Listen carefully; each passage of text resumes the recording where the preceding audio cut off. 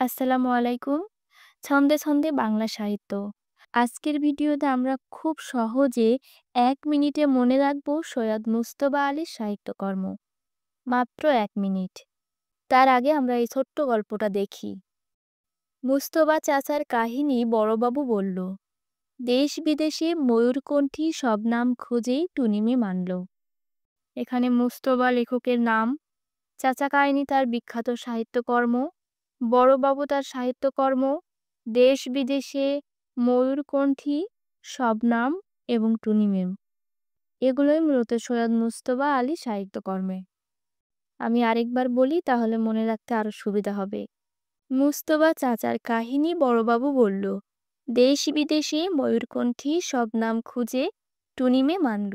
এখানে সৈয়দ মুজতবা আলীর সাহিত্যকর্মগুলো হচ্ছে চাচা কাহিনী, বড়বাবু, দেশ বিদেশি, ময়ূরকণ্ঠী, শবনাম, টুনিমেম।